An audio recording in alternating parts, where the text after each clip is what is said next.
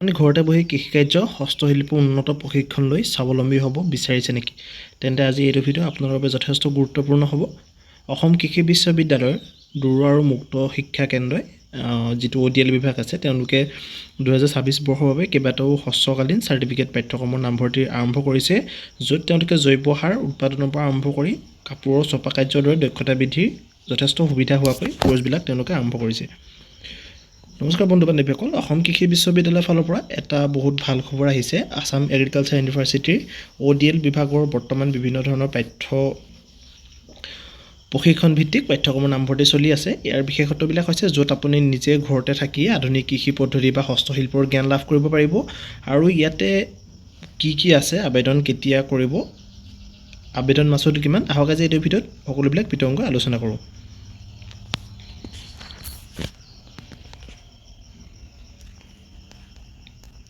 তো আপোনালোকে স্ক্ৰীনত এখন নটিচ দেখিবলৈ পাইছে। তো এইখন নটিচতে তেওঁলোকে যিমানখিনি কোৰ্চ উলিয়াইছে তো তাৰে সবিশেষ এটা আমাক থুলমূল আভাস তেওঁলোকে দিছে। তো ইয়াতে চাওক, প্ৰথম শ্বৰ্ট টাৰ্মছ কোৰ্চ কেইটামান আৰম্ভ কৰিছে তেওঁলোকে আৰু চাৰ্টিফিকেট কোৰ্চো দুটামান আছে। তো এটাকে গোটেইখিনি আপোনালোকক বুজাই দিয়া হ'ব আৰু এই কোৰ্চকেইটা কৰিলে আপোনালোকৰ চাকৰিৰ ক্ষেত্ৰত কিবা সুবিধা হ'ব নেকি বা ইয়াতে কৰিলে কি লাভ হ'ব এইবিলাক সকলোবিলাক কৈ দিয়া হ'ব। তো ইয়াতে চাওক, শ্বৰ্ট টাৰ্ম কোৰ্চ আছে দুটা আৰু চাৰ্টিফিকেট কোৰ্চ আছে দুটা। ইয়াতে শ্বৰ্ট টাৰ্ম কোৰ্চ আছে ফ্লাৱাৰ এৰেঞ্জমেণ্ট ভেৰিয়াছ অকেজনছ। তো এই কোৰ্চটো আপোনালোকে কৰিবলৈ হ'লে 1 মান্থ ডিউৰেশ্যন হয়। ইয়াতে SSLC লাগিব। এপ্লিকেশ্যন ফিজটো 110 টকা আৰু কোৰ্চ ফিজটো হ'ব 2010 টকা। তো আপোনালোকে এই কোৰ্চটো কৰিলে কি সুবিধা হ'ব চাওক। ইয়াতে আপোনালোকে এই কোৰ্চটো কৰাৰ সুবিধা যথেষ্টখিনি আছে আৰু ইয়াতে বিয়া যিবিলাক ডেক'ৰেশ্যন কৰা হয় আৰু শ্ৰদ্ধাঞ্জলি অনুষ্ঠান হওক, বিভিন্ন ধৰণৰ মিটিং সভাই আপোনালোকে যিবিলাক ডেক'ৰেশ্যন কৰা হয় ফুলৰ, এইবিলাক A to Z আপোনালোকে ইয়াতে শিকাই দিয়া হ'ব। তো এইখিনি আপোনালোকে এইটো কোৰ্চ কৰিলে সুবিধা হ'ব আৰু আপোনালোকে এই কোৰ্চটো কৰাৰ পাছত নিজাকৈ আপোনালোকে এটা পাৰ্ট টাইম ছিষ্টেমত নিজৰ বিজনেছ আৰম্ভ কৰিব পাৰিব। যে যিবিলাক বিয়াই সকাম সভা সমিতি শ্ৰদ্ধাঞ্জলি অনুষ্ঠান আছে, তাতে ফুলৰ যিটো ডেক'ৰেশ্যন কৰা হয়, আজিকালি যথেষ্ট ডিমাণ্ড আছে সেইবিলাক বস্তু। তো বিয়া গাড়ীৰ ফুল সজোৱাৰ পৰা আৰম্ভ কৰি যথেষ্টখিনি মানে বস্তুবিলাক এনেই চাবলৈ বহুত ইজি হয়, কিন্তু যেতিয়া এইবিলাক কৰা হয় তেতিয়াহে গম পোৱা হয় কেনেকুৱা হয় কি কথা। তো আপোনালোকে ইণ্টাৰেষ্টেড যদি হয় তেতিয়া আপোনালোকে এই কোৰ্চটো আৰম্ভ কৰিব পাৰে। তো নেক্সট যিটো কোৰ্চ তেওঁলোকে মুকলি কৰিছে এইটো এটা শ্বৰ্ট টাৰ্মছ কোৰ্চেই হয়। তো production technology of high value horticulture course.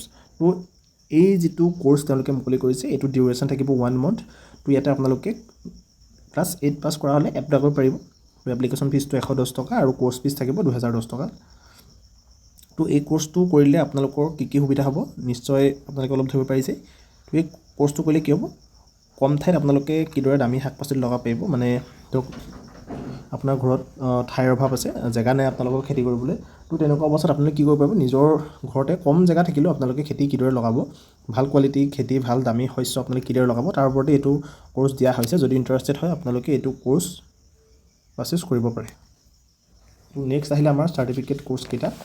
তো চাৰ্টিফিকেট কোৰ্চ বুলি ক'লে ইয়াতে প্ৰথমটো আছে হেণ্ড পেইণ্টিং টেক্সটাইলত আছে। তো হেণ্ড পেইণ্টিং টেক্সটাইলত ইয়াতে যিসকলে হস্তশিল্প কাপোৰৰ ডিজাইনিং কৰি ভাল পায়, নিজকে কাপোৰ ব্যৱসায় কৰিব বিচাৰে, তেওঁলোকৰ বাবে যথেষ্ট লাভান্বিত কোৰ্চ হয়। তো 27 মাৰ্চৰ আগত আপোনালোকে এই কোৰ্চকেইটাৰ যদিহে ইণ্টাৰেষ্টেড হয়, কৰিব বিচাৰিছে, তেতিয়া অনলাইন কৰিব লাগিব। তো যদিহে আপোনালোকে নিজৰ মোবাইলত অনলাইন কৰিব বিচাৰিছে তেতিয়া আপোনালোকক অনলাইনৰ ভিডিঅ' দিয়া হ'ব, আপোনালোকে কমেণ্ট বক্সত কমেণ্ট কৰি জনাব। তো ইয়াতে চাওক, হেণ্ড পেইণ্টিং যিটো আছে আমাৰ হেণ্ড পেইণ্টিং অফ টেক্সটাইলৰ যিটো কোৰ্চ আছে, ইয়াতে কোৰ্চ ফিজটো হৈছে আপোনালোকৰ 7,510 টকা। আপোনালোকৰ কোৰ্চ ফিজ লাগিব আৰু এপ্লিকেশ্যন ফিজ এক্সট্ৰাকৈ 210 টকা দিব লাগিব। অনলি SSLC পাছ কৰা হ'লে আপোনালোকে এই কোৰ্চটো আপুনি কৰিব পাৰে।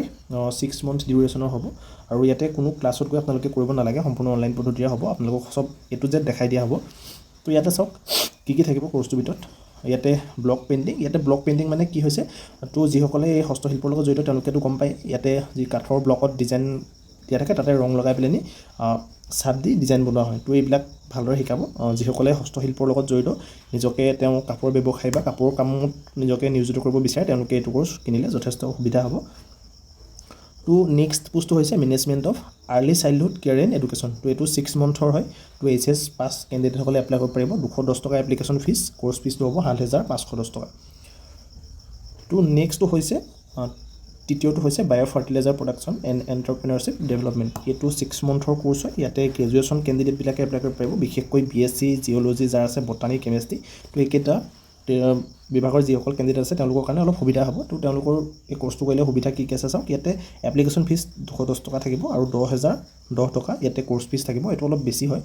তো যদি ইণ্টাৰেষ্টেড হয় এই কোৰ্চটো কৰিলে আপোনাৰ যথেষ্টখিনি লাভ হ'ব। নিজে যদি আপোনালোকে এখন ব্যৱসায় ভিত্তিক কিবা কৰিম বুলি ভাবিলে আপোনালোকে সাৰ নিজে কেনেদৰে প্ৰস্তুত কৰিব সেইটোৰ ওপৰত আপোনালোকক জ্ঞান দিয়া হ'ব। কিমান পৰিমাণৰ সাৰ আপোনালোকে প্ৰয়োগ কৰিব পাৰে কৃষি কাৰ্যত, জৈৱিক সাৰ, ৰাসায়নিক সাৰ, মানে ফাৰ্টিলাইজাৰ বিভাগৰ গোটেইখিনি বস্তু আপোনালোকক এইটো কোৰ্চত ছমহীয়া কোৰ্চ যথেষ্টখিনি দেখাই দিয়া হ'ব।